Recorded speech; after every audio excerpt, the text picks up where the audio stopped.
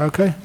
I don't know what I was going to talk about, because last night I gave a talk in Singapore about true love. It was Valentine's Day. But then also one of the other talks which I gave was in the United Nations building in Bangkok about resilience, in places where there's lots of drama and trouble in the world. But those two talks go together. So I'm going to try and weave them together this evening.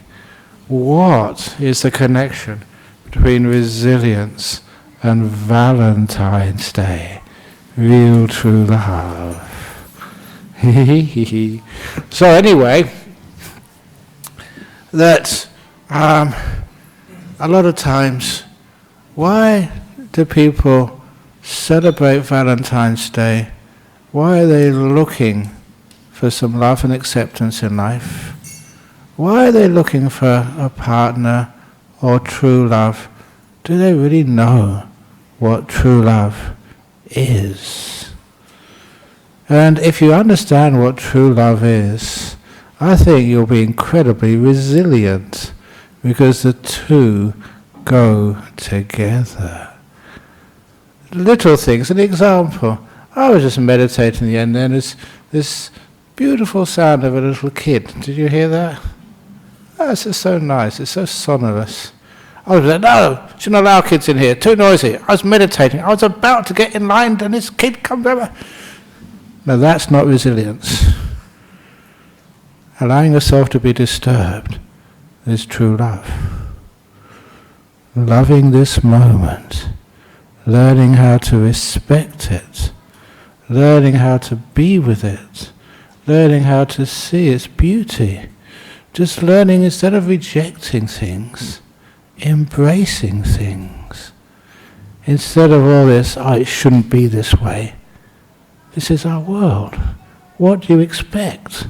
And then we can become at peace with things. A lot of times there is difficulties in life. But what really affects us, there shouldn't be difficulties. It shouldn't be like this.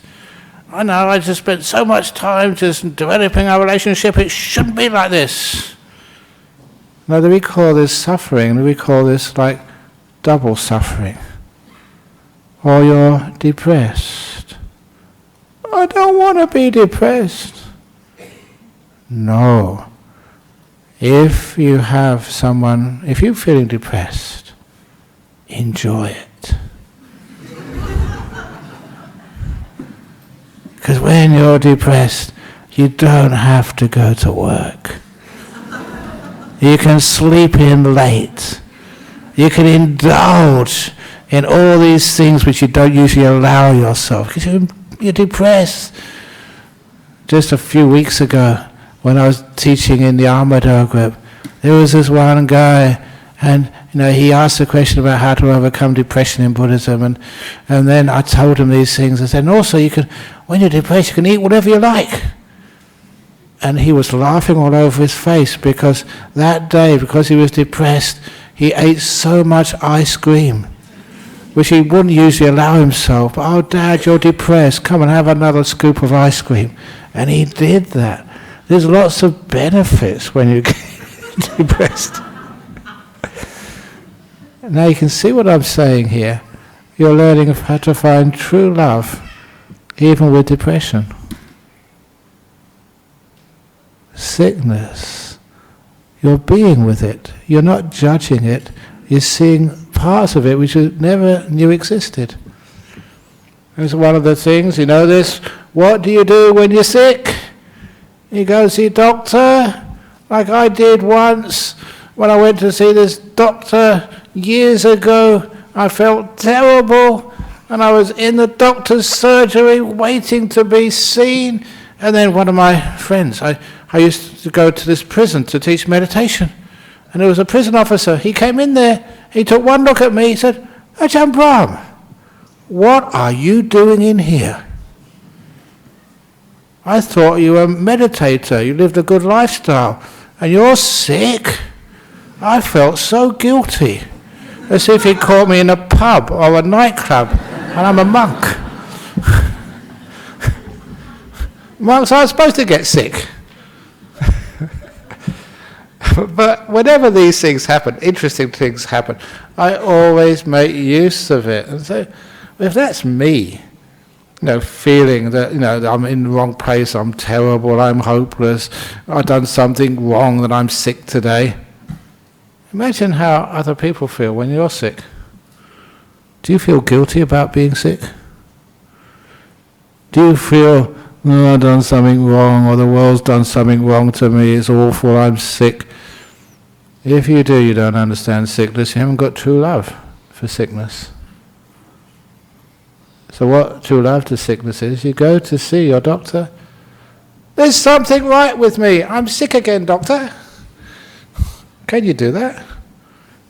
It means you go to see the doctor, you're not just ignoring it. And actually, if you think there's something wrong with it, it stigmatizes you, you're afraid of it, because it's a personal failure if you get sick. You get cancer, you get heart disease, or high blood pressure, or low blood pressure, or no blood pressure, I don't know what difficult things are. But anyway, if you feel this a personal failure, then you'll be in denial. You won't go to see the doctor. So no, I haven't got a tumour, no, I'm not sick, no, I haven't got a cough, no. You can see the reason why people wait until the last moment, when it's usually too late, is because it's a stigma. Being sick. You shouldn't be sick. So, this is one of the problems. When we don't love the world, then sometimes we reject the world. We hide it. We are a liar to our own truth of our body. So, that's with sickness, and also with your relationships. Is it tough having a relationship? To being in love, living with another person? Sometimes people say, Ajahn Brahm, what about your relationship? It is tough living with other people. I live with another person. Me. I wake up in the morning, and there I am. I go to Thailand, I wake up in the morning, I'm there again. I go to Singapore, I can't get away from myself. Wherever I go, there I am.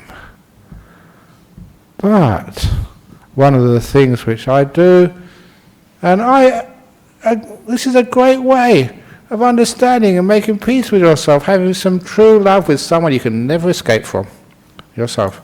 When I wake up in the morning, first thing I do, even before I get out of bed, good morning, me. Welcome, another day. And when I go to bed at night, I'm the last person I see. So I say, have a good night, Ajahn Brahm.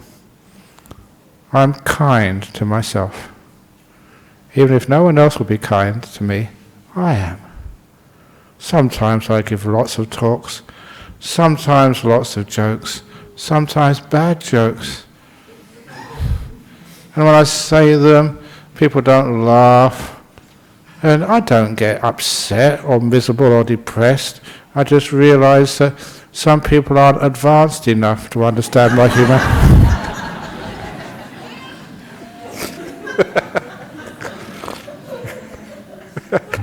I twist it around, I don't care.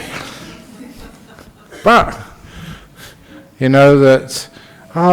sometimes when people get depressed or they go into addictions and they try to escape from things. And so there's all of these support groups, like Narcotics Anonymous, Alcoholics Anonymous, but there's a new group just been started for people like me who talk too much, who's addicted to talking, and it's called On and On and On and On Anonymous. Actually, you're more advanced than I thought. You laughed. But, you know why there's laughter? Because laughter is actually accepting your mistakes and the fact that you're not perfect. That there is things which other people get upset about. But when you laugh at things like sickness. Imagine laughing at sickness. Could you do that? If you did, you'd heal up pretty quickly. But if you didn't heal up, at least you will die with a smile on your face. Would that be a wonderful way to go? And it can be done. This is why that one of the inspirations, he used to come to this place a long time ago. Every year he'd come travelling here. That's Dr. K.Sri Dhammananda from Malaysia. He's a very wonderful fellow. And he told this ghost story once, because I gave a talk at his temple in Brickfields in Kuala Lumpur. And he wanted to get some people to come, so we gave a talk on ghosts. And the whole hall was full. There was no sitting space, with people and ghosts all over the place. So he exchanged all these stories. And one of the stories he told, he said, just close by, there's somebody obviously died, and there was a ghost in the house. And they tried all these other religions and Taoists and goodness knows what else to try and get rid of this ghost, and it wouldn't go. So he went in there, really strong Buddhist chanting. Because Buddhists, we are the experts on ghosts, because on what happens between lives, between this life. Because Buddhists, we get reborn many times. Sort of, Christians and Muslims and atheists, they only get born once. So they don't have the experience which we have. So anyway, that's only joking, of course. But then he went over to the house and he chanted, really good. It worked. This is actually not a joke. It's funny, but it was actually happened. The ghost left the house. And the next day, the neighbour came to complain. You got it. He just pushed the ghost to the next house, to the neighbours. So he had to go to every house in the street to actually push it until it left the whole neighbourhood. Some of these ghosts are really tricky. But anyway, when Dr. K.Sri Dhammananda was about to become a ghost, he didn't become a ghost, but he's about to die. So he had a cancer. And this was the reputation he had. And I asked his oncologist, I said, yeah, this happened. He said it was weird. He's the only person, this oncologist, so the only person he'd ever seen do this, when he was told that his illness was terminal and he was going to die, he laughed. He was laughing. It was like, just so happy. Can you do that? Why not? You're going to die anyway. So why not enjoy it? Can you do that? But anyway, so yeah, got cancer and dying, but he had true love. Do you love life? Put your hand up if you love life. Do you love death too? Put your hand up if you love death. Yeah, very good kid. Isn't death part of life? So if you really love life, you love death as well. It's part of things. So what do I mean by loving death? True love, and taking away some of the lack of resilience which we have. How many people get very, very tense and scared even when one of your loved ones is about to pass on? And sometimes they don't pass on as soon as they should. She's not here this evening, but good old Jenny, she comes here every now and again. She was responsible for one of the most memorable funeral services which I ever did. But before the funeral service happened, obviously, that someone had to die. And that was her partner, Steve. And Steve was a whitewater rafter who went to make a business out of this, taking his clients to some of the most beautiful parts of the world, of the planet, charging them, making his living, and at the same time enjoying what he liked the most, whitewater rafting with his partner, Jenny. And maybe in his late 20s, early 30s, I can't remember now, got cancer. And just incurable. So there he was, and I went to visit him a few times. And you can imagine this very strong, fit, healthy young man, skin and bones. But I went to see him a few times. He had a good attitude, but he wasn't dying. And we were a bit concerned. The doctor said any day now, and that was about a week. And so, these are the moments, thank you Steve and Jenny, for reminding me of something really important. That real true love, the most powerful act of love, is to let a person go. I mean, really let them go, with your blessings. And so, having that insight, I told Jenny, have you let Steve go yet? Have you given him permission to die? Sounds strange, doesn't it, that you have to give someone permission to die, but imagine that you were in that bed, sick, close to death.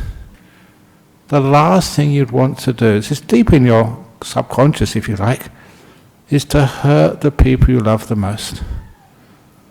You know just how it might be, someone who really cares about you, and you're going to hurt them, you're going to die on them. And so what happened was that I told her, have you given Steve permission to die?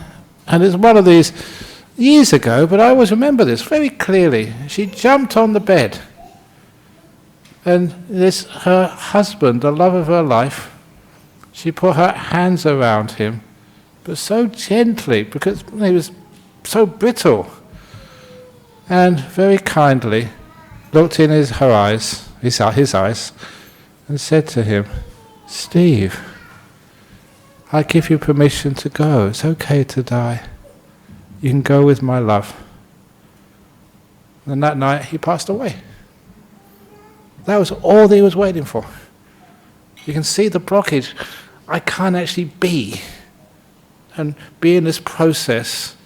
I'm stopping it, I'm fighting it, even though it's hurting me like hell, because I don't want to hurt other people. Now, this is where we learn to love life, not to fight it, and that tightness and tension disappears, and things go quite naturally. Resilience is where we've been fighting the world too much, asking from this world what it can never give us.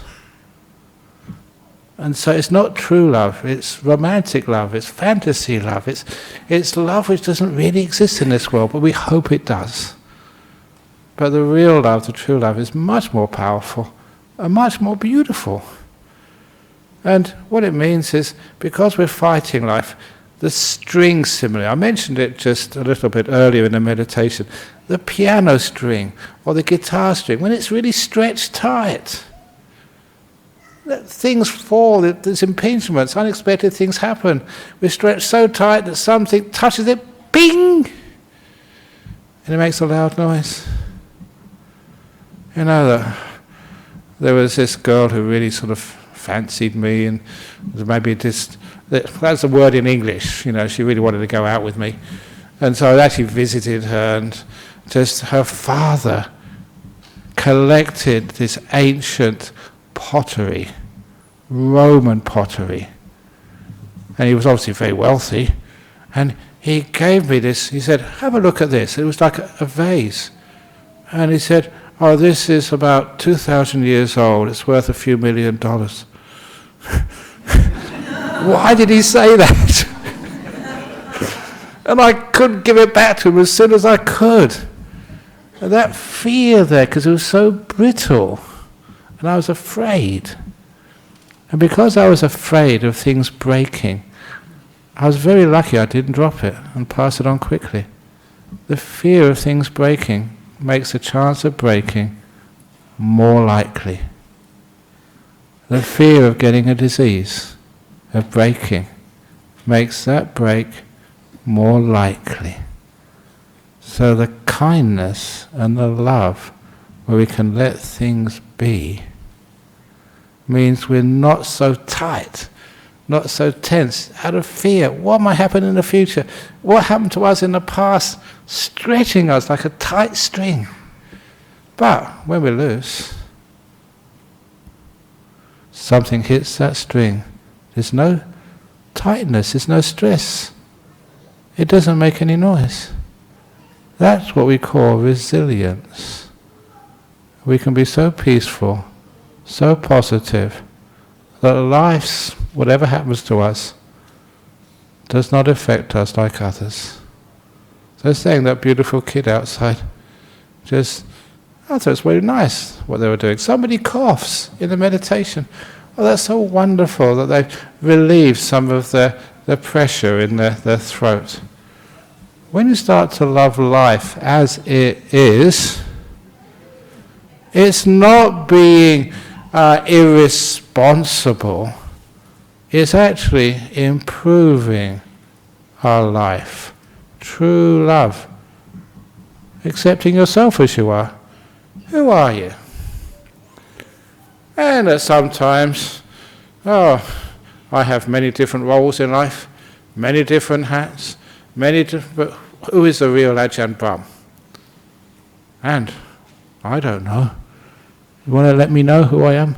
I did actually get offered once, this was one of my memories. I got offered a job in Melbourne Comedy Club. They were serious. They said my timing is impeccable. I have original material. Well, not for you because you've heard it many times, but for those people who don't usually come to Buddhist temples, and you got just an original sludge, got a brown robe on. So that could really sort of be your key, to success. And so he actually offered me a job, and I thought about it. I said, nah. But if you love your life, you can laugh at it. Why? It's because you're not asking even yourself to be something you're not. So I say, who are you? And sometimes, ever since I went to school, and you got judged, you had to do a test. And if you passed, yeah, well done. Your parents were proud, your friends thought you were smart, and I even thought I was smart. But because I was smart, everyone else was supposed to be dumb. And I thought, that must be really unfair. And one thing I really hated about exams at school was you could never help your friends. When I tried, they called it cheating. It's not cheating, it's compassion. Kindness, and that's cheating. So, well, no, come on. In real life, we have to help one another. So from that time on, I always thought that, look, in schools, can't we love the fact that, we're not competing against each other, really. We always have to work in teams. So I always thought that we should, in schools, maybe have a test, but only give maybe about 10 or 20% your own personal score. And the rest, 80%, in your TEE, whatever it's called these days, your score averaged over the whole class to which you belong. So it's a teamwork to do your test. Imagine that. You have these big exams, and you're all sitting together helping one another. That's not cheating. That's cooperation. That's understanding that each one of us has limitations. That I make mistakes, but other people can correct those mistakes. So together we can do much more than by ourselves. That means that we don't get so critical about ourselves. That the MC last night at the talk on love was Angie. She's been here before, many of you know her. And so she said, just during the question time, just Well, look, many people, they come to a talk like this, or they come to sort of a fellowship or a community gathering or something, because they're looking for partners in life. It's Valentine's Day after all. So she asked, put your hand up if you're single. And of course I was the first person to put my hand up because I'm single. But then the next question was, are you available? So I put my hand down. I'm single, but I'm not available. And so there's a lot of people there just looking for some friendship or partnership in life. But why is it we find it so hard to live with another person? It's crazy. I'm okay living with myself, living with lots of monks and living, I don't know, with whoever. You know, but why is it hard? And it's because that thing about, is it my fault? Is it the partner I live with? You know, they're not good enough. My monks, I should make sure the monks have got a much higher standard of obedience, of being able to laugh at my jokes. That's an important part before I ordain them. Of course not. So, you know, you accept anybody. That's how desperate we are. No, it's not desperation. But it's just, one of the things about true love and resilience is, I found this out a long time ago. If you allow people to be, what do I mean by that? Allow people to make mistakes. Allow myself to make mistakes. You know, sometimes, well, there is, you know, we made a little bit of a mistake, miscalculations later on in the month or next month. You know, as Ajahn Brahm's going to be, I'm going to be away. We're trying to find it hard to get a monk, and Venerable Hasapanya is away, to get someone to be here on a Friday night. Why? You know, many monks, many people can give talks. At least, you know, when they're sort of sitting, chatting around, they can chat for hours. So what's the difference between chatting for hours, having a cup of coffee with a mate, and sitting in front of a microphone on YouTube? I don't know how many people are watching this. What's the difference? I just can't see the difference. I'm just talking to one of you, just over there, just in the reception area, talking to 1,000 or 10,000. I don't know how many people sometimes watch. So it's just the same. So, but when you're afraid of making mistakes, that's when you make more mistakes. Because you're worried what other people think of you. Because I was told you're not good enough. Hands up if you're not good enough. Hands up if you are good enough. I don't know, I change my mind every now and again.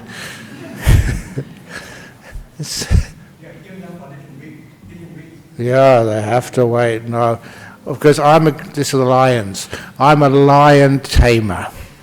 So I've got to tame the lions. But anyway, so when you are at peace with yourself and you allow yourself to make mistakes, you find you're like the soft string, loose. Life, you make a mistake, you laugh. You do something wrong and you just make a joke about it. Of course, sometimes it can hurt a person, so you have to just make sure you acknowledge the AFL code. Have they started the footy season again yet? No. The AFL code. You all know the AFL code? Acknowledge, forgive, learn. Most people don't even get to acknowledging they made a mistake because they're afraid to make mistakes. They're afraid to be sick. They're afraid to do things wrong. They're afraid to die. They're afraid to let people go. It's wonderful when you let people go. You know, there's Cherry, wherever she is, she knows everybody's, oh, there you are, birthdays and death days. That's my mum behind here, the little photograph. Where is she? She died on February the 16th. So I had a lovely time. That's my mum. That's the white-haired thing, not the wombat on there.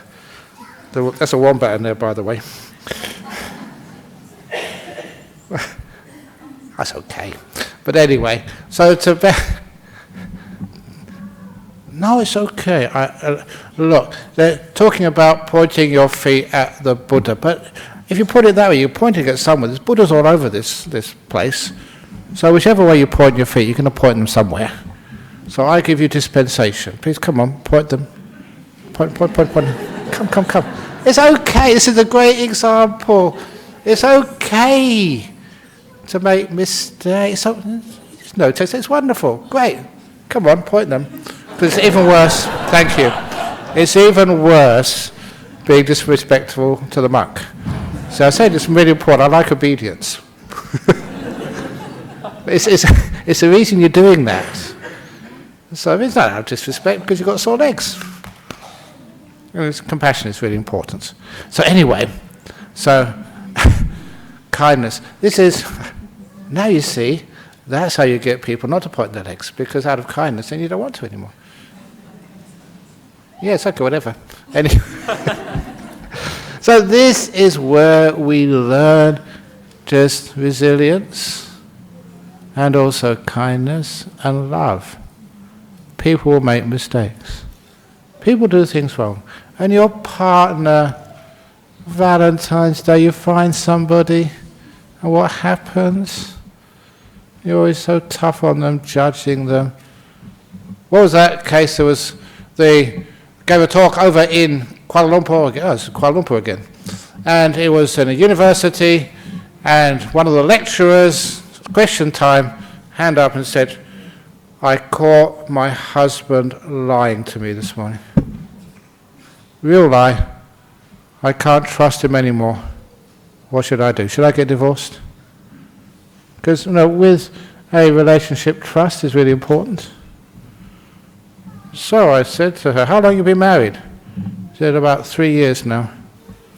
What do you do in this university? I know she was a maths teacher, specialised in statistics. Yes! I've got my chance. Because I used to do maths. And so I said, well, look, statistics.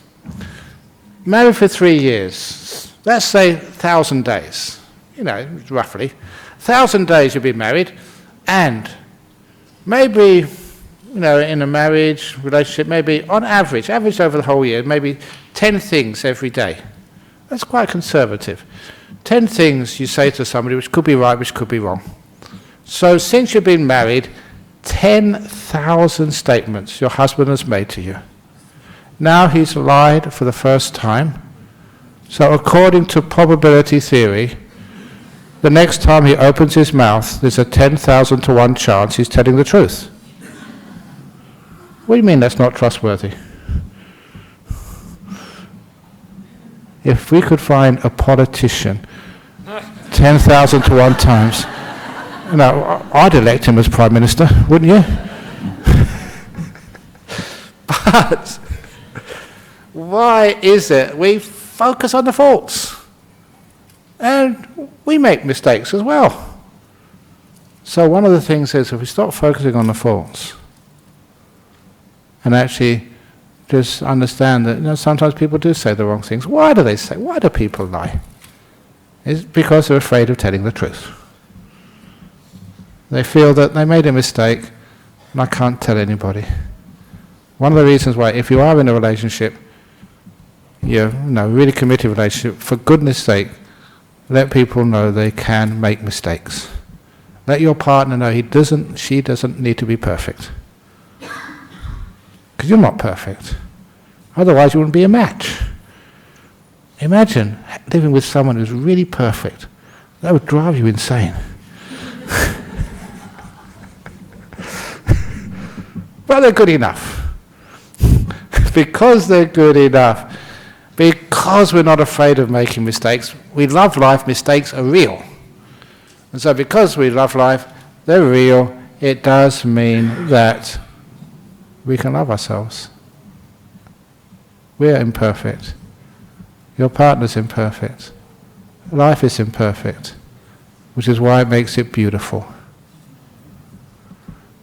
The Indian Ocean, up in monastery at Serpentine, sometimes you go to the right places, there's beautiful views of the sunset over the Indian Ocean. But the best sunsets only come when there's a bit of cloud, dust, or even smoke on the horizon. Because you need that, the imperfection, to spread these beautiful streaks of gold and orange and yellows and crimsons over the horizon. Without that, you see the sun go down, but it wouldn't be as glorious. It's imperfections which make life beautiful. That's why I love imperfections. That's why I acknowledge them, forgive them, and learn from them. That gives resilience to life. And when we get resilience to life, we understand what it is. We don't try and force life to be something which it can never give us. Aircraft are late sometimes. What can you expect? It was so late once when I once went over to give a big talk in Indonesia, flew Garuda, and you know what happened? It wasn't delayed, it was cancelled. 24 hours. What did I do? I remembered. Well, this was a time when there was a big bird flu epidemic in Asia. And Garuda is a bird. So I've so it must mean the aircraft has got the flu. No, that's much better than getting angry. Like I said, you can't do this to me. Why do you do this to me? And it's, I don't know if you ever fly Qantas. I don't know. Qantas seems to have always the most turbulence. You know why, don't you? Why it's always bumpy? Because it's the flying kangaroo. That's what kangaroos do. They bump.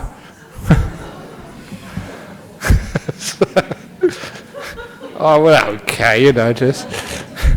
So when you love life, accept life, at peace with life, you've got resilience, and you also got fun. Love, laughter, and life.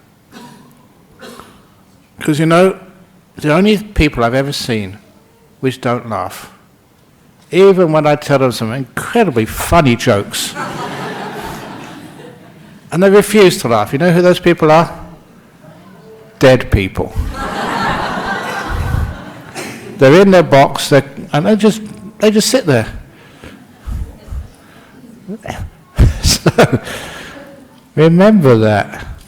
Life, love, and laughter. They go together. And if you can learn just how to love life, it doesn't mean wanting to be perfect. It doesn't mean wanting yourself to be perfect. It doesn't want to mean your relationship to be perfect. Oh, you'll never find a partnership if you want to find the perfect guy, the perfect girl, the perfect anything, the perfect job, the perfect monk, the perfect Buddhist society, the perfect anything. You die before you have that, and it's just such stress. So, when I once went to a cemetery and I saw all these headstones with R.I.P., what does that mean? Rest in peace. It's a bit late when you're dead to rest in peace. So I decided I want to rest in peace now. Now. You know, the modern generation, now. We want it now. So rest in peace now. Okay, so now I'll let you rest in peace. And actually not real peace, because we've got the monsters coming in now. So we've got just do one question from overseas, because if I don't answer this question now, the talk is ended. We're going to get the lions in a moment. But I'll answer one question, otherwise, please excuse me, I can't answer many questions this evening, otherwise the lions will eat me. So I decided, okay, yeah. Okay, Thomas from US, is true self-love okay, or should one cut off love of oneself? It's love life. And you're part of life. May all beings be happy and well. You're one of those beings. If you know how to love this being who's you, who bears your name, then It's quite easy to love others. But if you don't love this being who bears your name, then you become a bit of a narcissist. People think you're loving yourself. You're not. You're just hiding from life. Okay, what can I do if my true love has a partner?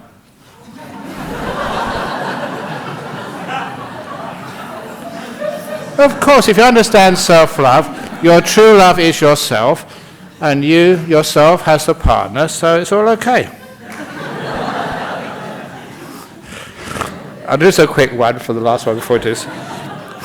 Does trying to reconcile with X consider a right action when it's done with compassion and care? Reconcile with, you know who my ex-partner is? Me, yesterday.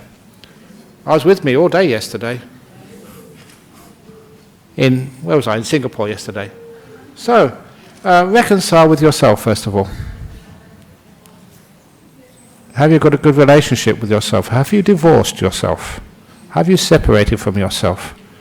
In other words, addictions, getting drunk, some of those things is escaping from yourself.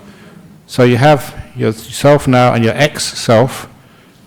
Go into the ex-self, reconcile with who you were. And then when you love yourself, then you can love anybody. Or is it better to let go and wait for the next one? Ha ha ha. If you want another partner, you know what I've always said, they're all the same. Whether it's girls, boys, yeah, they've got a different chassis, but the same engine. Girls and boys. Sometimes they've got a different paint job. In other words, dark skinned, light skinned, yellow skinned.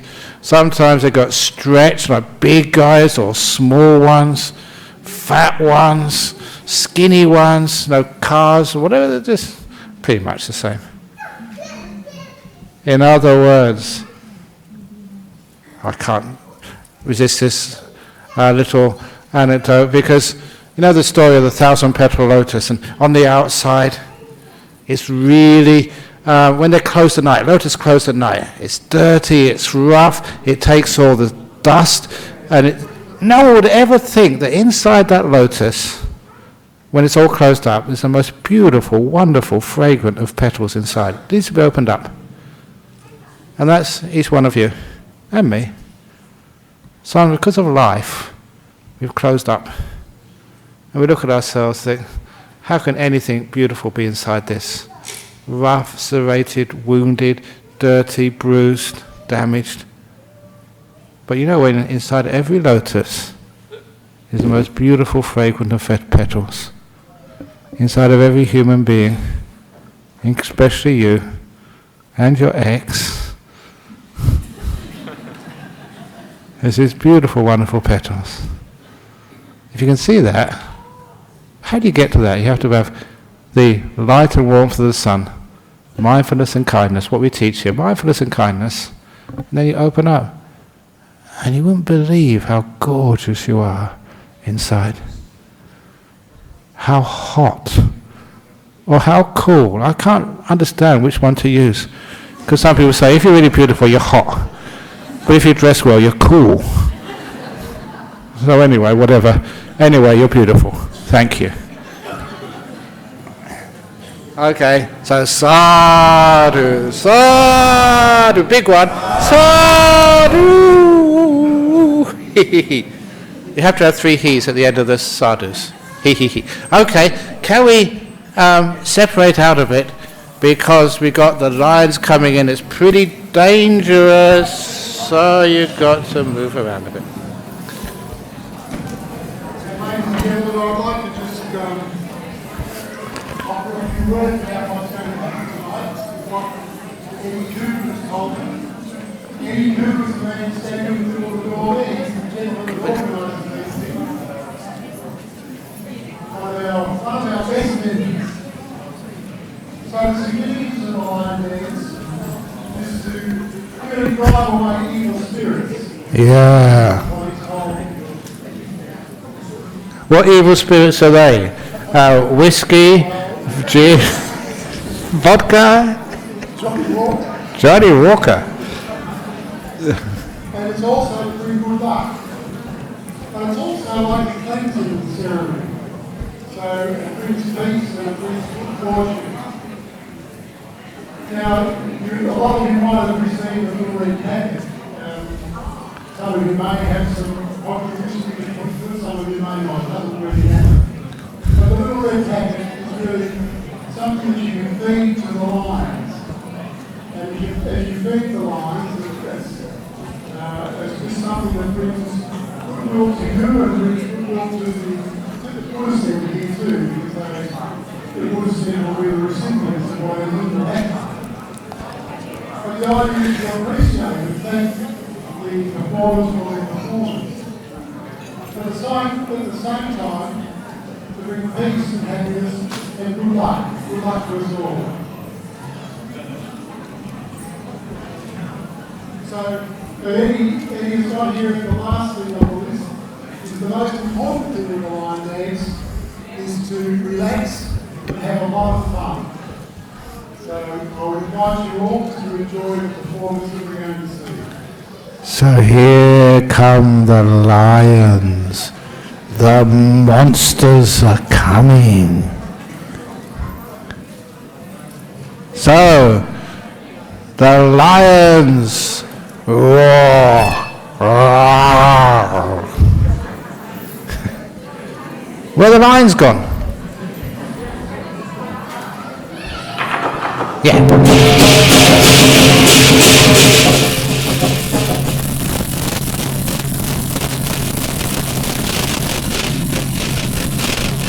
Scary.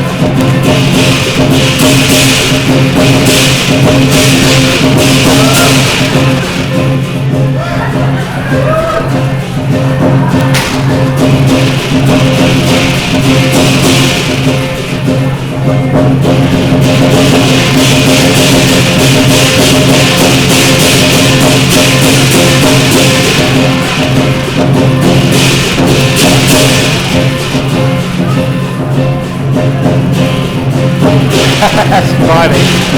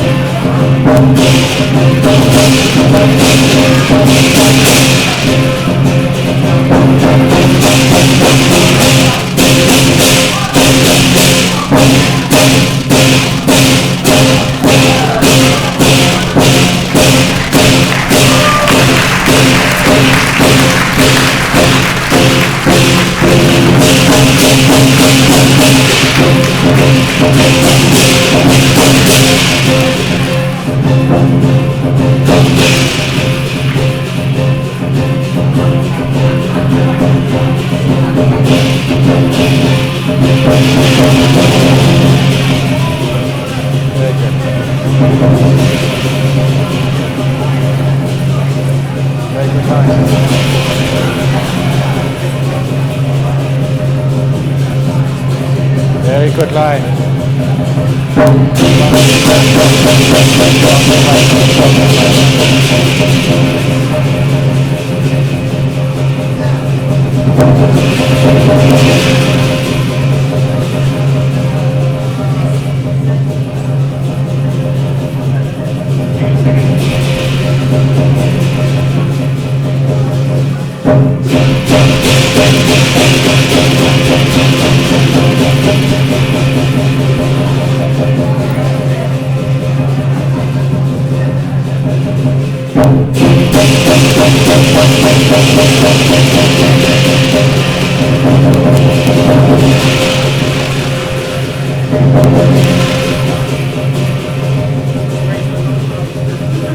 Very good.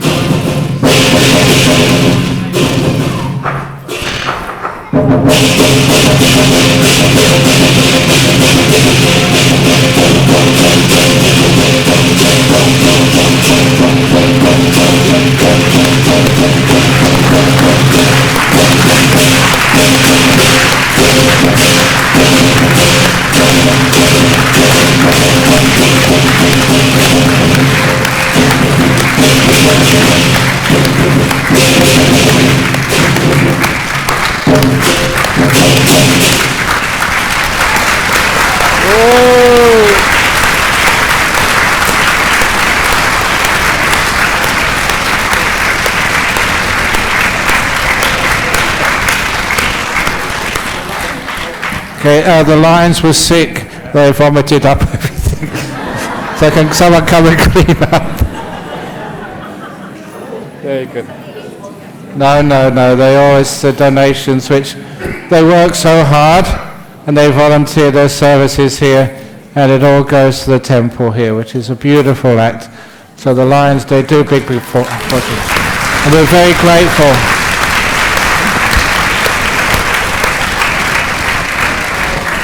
That every year the lions come to support the temple, and thank you for Eddie Koo, where's he gone?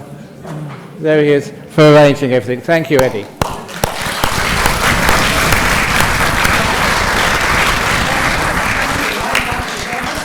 Sorry? Oh yes, yeah. Yes, please do. Okay, you got another one. Yes. Sorry. Hi everyone. We also like to thank the line dance performers. They are from the Chao Kun Yen Yi Tong Martial Arts Academy. Okay, a big applause for them again.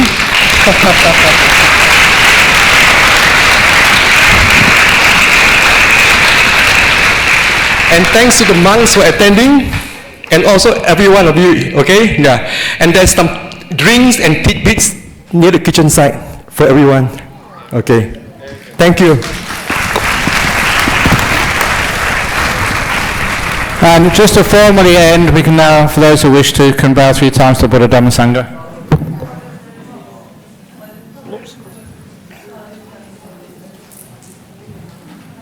Arahang Sama Sambuddho Bhagava Buddhang Bhagavantak Abhivade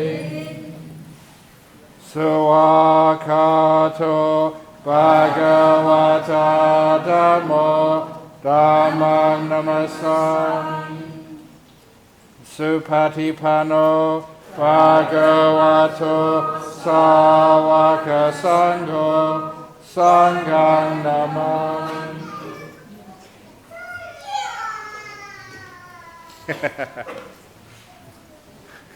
Very good.